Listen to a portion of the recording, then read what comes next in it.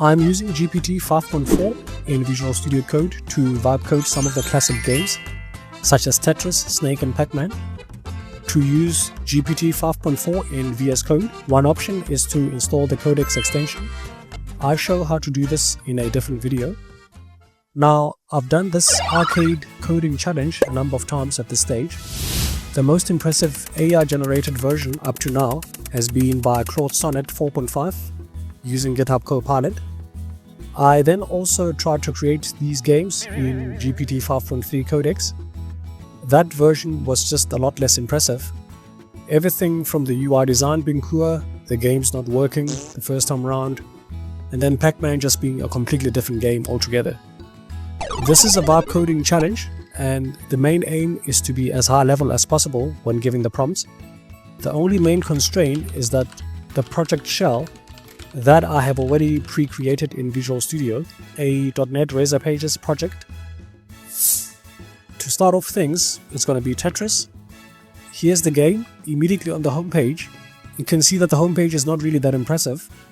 The design would have worked very well if this was a text-based content such as articles or blogs. The screen for the game is also set up as though I'm reading text, so I have to scroll down to see the rest of the game. Otherwise, the game plays okay out of the box. Now moving on to Pac-Man.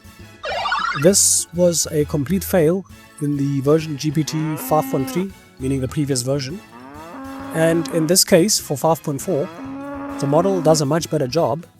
The game is still far from complete.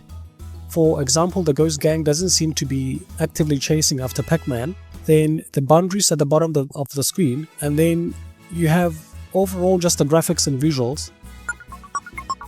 To be honest, this looks like a very cheap imitation of Pac-Man, and it's something that would have been very, very impressive if it was a school project back in the late 90s.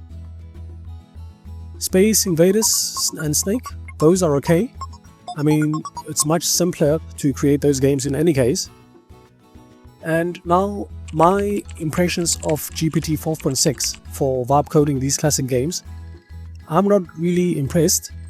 I was expecting something a little bit more sort of showing a step forward in terms of the design and the graphics.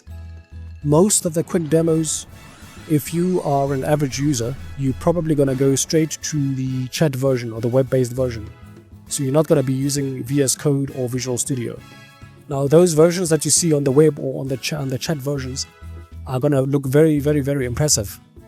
But now in this case, using VS Code or an IDE, the main goal is to also have the source code where the developer can manually run the games on their machine. I think in a way AI is really forced to recreate those games from scratch. So once again, my overall impression of actually generating these games in VS Code, not really impressive.